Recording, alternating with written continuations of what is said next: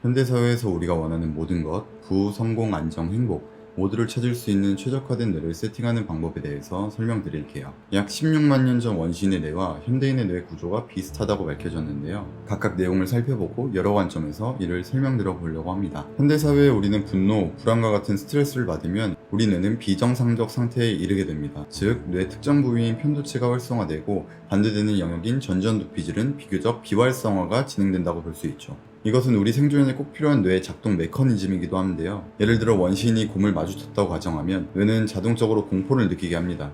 그것은 곰과 맞서 싸우거나 도망치라고 신호를 주는 거죠. 그것은 편도체가 과도하게 활성화된다는 뜻이기도 합니다. 신선한 피를 신체에 공급하도록 명령을 내립니다. 그러면 도망치기 수월해지도록 신체 능력이 강화되고, 반대로 이성적이고 중장기적인 사고나 목표 지향성, 창의성, 기억력 등을 관장하는 뇌 부위는 비활성화되는 거죠. 그것들이 목숨이 위협받는 상황에 아무런 필요가 없기 때문이기도 하죠.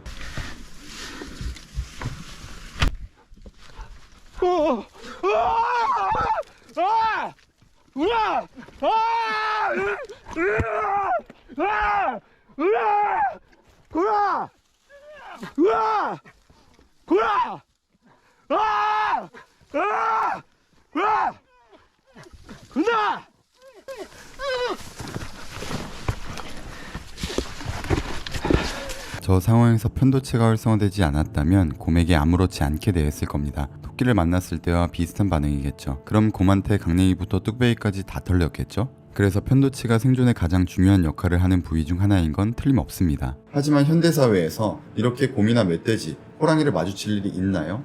생존의 위협을 받는 목숨이 위태로운 상황이 얼마나 있을까요?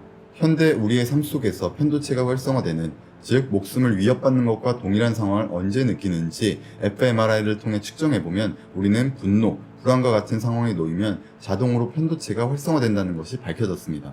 현대사회에서 편도체가 과활성화되는 것은 뇌가 비정상적 상태에 이른다고도 볼 수 있는데요. 예를 들어 배신을 당해서 분노하게 되는 경우, 사기를 당해서 금전적 피해를 입은 경우, 상사에게 욕먹거나 친구나 가족과 싸운 경우, 학업 성적이 저조해서 스트레스 받는 경우, 이처럼 분노하거나 심적인 스트레스를 받는 모두가 해당이 됩니다. 이렇게 하면 우리는 소위 부들부들거린다고도 하죠. 뇌의 이성적 판단을 관할하는 부위가 비활성화되고, 이게 바로 몸을 움직이라고 반응을 주는 그런 신호입니다. 이게 우리가 생존하기 위한 뇌와 신체의 기본 작동 방식 중 하나입니다. 원시인에게는 편도체가 활성화되는 이런 상황이 목숨의 위협을 느끼고 생존을 위한 것이었다고 하면, 현대사회에서는 우리는 분노, 불안, 스트레스를 통해 뇌가 불필요한 신체적 행동을 촉진하도록 명령하고, 다른 뇌 부위에 신선한 피 공급이 떨어져서 되려 멍청해진다는 겁니다.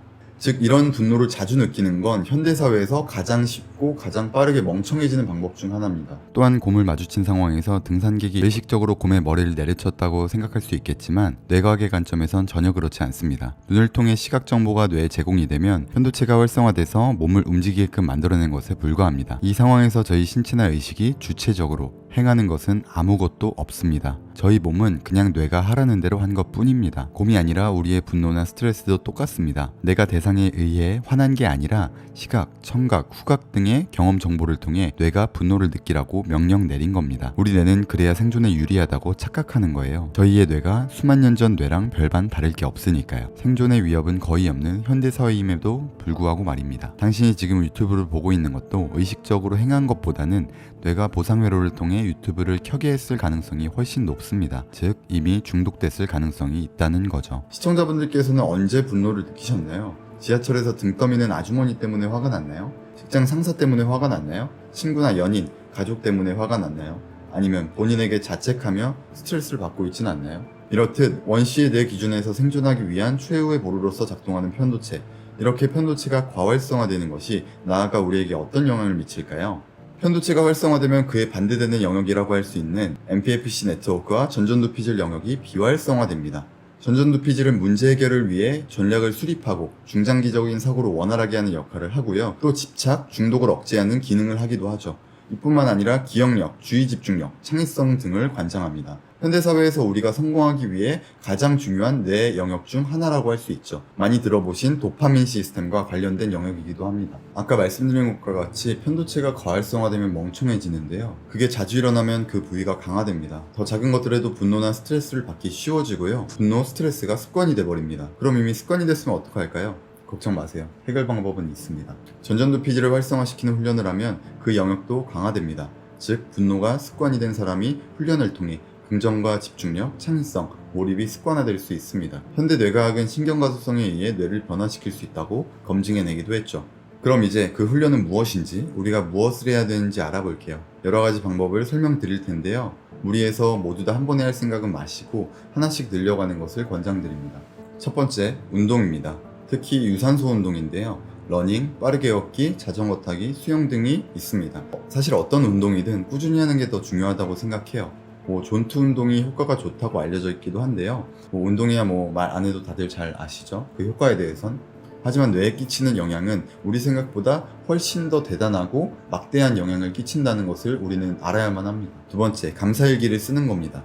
20세기 가장 성공한 흑인 여성으로 꼽히는 오프라 윈프리의 성공 비밀은 매일 감사일기를 쓰는 습관이라고도 말했는데요. 하버드 대학의 탈벤 샤하르 교수도 감사하는 것은 삶의 질을 올려준다고도 말했죠. 전 보진 못했지만 수천억의 부를 가져오는 감사의 힘이라는 책도 있더라고요. 마지막, 최고의 효과를 내는 아주 좋은 방법인데요. 바로 명상입니다. 사피엔스의 저자 유발 하라리는 인터뷰에서 명상이 없었다면 사피엔스나 호모데우스 같은 책을 쓸 수 없었을 것이라고 말했습니다. 명상은 의식의 확장을 가져옵니다. 명상의 본질을 경험하게 되면 무한한 잠재력을 발현시킬 수 있죠. 처음 시작하시면 하루에 5분, 10분만 해도 됩니다. 그 효과를 경험하셨다면 그때 점차 늘려가셔도 되고요. 저 같은 경우는 처음 시작할 때 가이드 명상을 통해서 약 10분, 20분 정도 명상을 했었고 지금은 아침, 잠들기 전 이렇게 나눠서 하루 30분에서 1시간 정도 명상을 하고 있습니다. 명상의 효과는 바로 의식을 한 차원 성장시키는 마약과도 같다고 말씀드린 적 있죠. 그 영상은 이 컨텐츠를 한번 참고해 보시면 좋을 것 같아요. 그리고 명상도 근력 운동과 같이 목적에 따라서 여러 기법이 나뉘는데요. 어떤 명상을 해야 되는지 구체적인 사례를 남겨주시면 추천해드릴 가이드 명상과 명상 기법을 남겨드리도록 하겠습니다. 뿐만 아니라 식습관이나 독서, 규칙적 수면 모두 다 중요하죠. 하지만 한 가지 습관을 먼저 드리고 그 다음부터 점차 늘려가는 것이 좋습니다. 그럼 이런 훈련을 얼마나 해야 되나요? 보통 이런 웰빙을 포함한 제가 소개해드린 훈련은 8주가량 꾸준히 진행했을 때 신경가소성에 의해서 뇌에 변화를 가져온다고 알려져 있습니다. 각자 상황에 따라서 매일 할지 주에 몇 번 진행할지 그런 계획도 필요하겠네요. 하지만 명상과 감사일기는 특별한 일이 있지 않는 이상 매일 해보세요. 꼭 시간을 내서 술 먹거나 유튜브 보거나 SNS, 게임, TV 보는 이런 좋지 못한 습관들을 제가 소개해드린 좋은 습관으로 하나하나씩 대체해 나가시기 바랍니다. 하지만 풀떼기 음식보다는 패스트푸드가, 건강한 차보다는 콜라가, 명상보다는 유튜브가 재밌죠. 긍정보다는 부정이 강하니까요. 인생의 변화를 원하지 않으시는 분들은 각자 할 거 하러 가셔도 됩니다. 하지만 인생을 바꿔보고 싶다는 아주 작은 생각만이라도 갖고 계신다면 포기하지 마세요. 계속 무너지고 계속 넘어질 수 있어도 그것도 과정입니다. 그것도 우리가 겪어야 되는 경험 중 하나인 거예요. 그런 일부로 받아들이고 꾸준히 포기하지 않는 게 가장 중요합니다. 안 좋은 습관을 좋은 습관으로 대체하는 가장 확실한 방법에 대해선 다음 영상에서 소개해드리도록 하겠습니다. 이제 가장 간단하고 효과 좋은 마법의 주문을 알려드릴 건데요. 그 마법의 주문은 바로 아, 우, 와, 와. 아, 우, 와, 와입니다. 이건 바로 원시인의 소통 방식인데요. 스트레스를 받거나 분노가 올라오려고 할 때 그건 내 뇌가 생존의 위협을 느끼고 있구나. 그것에서 벗어나야 진짜 내가 해야 될 일들에 집중을 할 수 있겠구나. 라는 것들을 알아차려 보시기 바랍니다. 이렇게 스트레스를 인지하는 것만으로 약 10년가량의 수명 연장이 가능하다라는 흥미로운 연구 결과도 있는데요. 다시 한번 누군가와 다툴 때, 성적이 안 나와서 스트레스 받을 때, 직장 상사가 뭐라고 할 때, 이와 같이 스트레스에 놓인 모든 상황에서 아, 우, 와, 아, 우, 와 이렇게 한번 외쳐보세요. 그냥 속마음으로 해도 됩니다.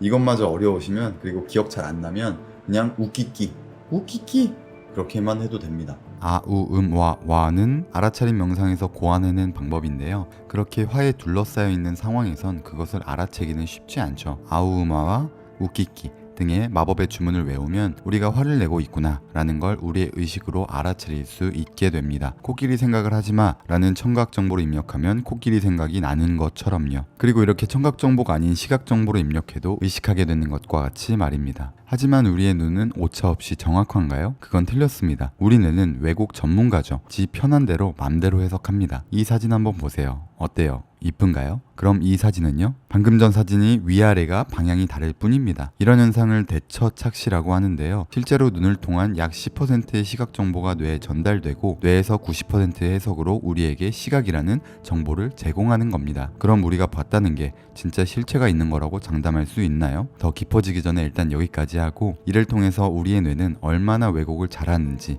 이것만 기억하시면 됩니다. 우리의 뇌는 스트레스를 생존의 위협으로 느끼기 때문에 스트레스를 받는 상황에서 벗어나 라며 뇌가 신체에게 생존하라고 분노를 일으키는 행위로서 명령하는 것입니다. 하지만 현대사회에선 실제로 생명의 위협이 아니라 짜증나지만 스쳐 지나가는 일이 대다수죠. 저희는 이제부터 마법의 주문으로 뇌가 생존하라고 신체에게 보내는 명령을 그냥 알아차림으로써 더 똑똑한 삶을 누릴 수 있게 됐습니다. 축하합니다. 그리고 감사합니다.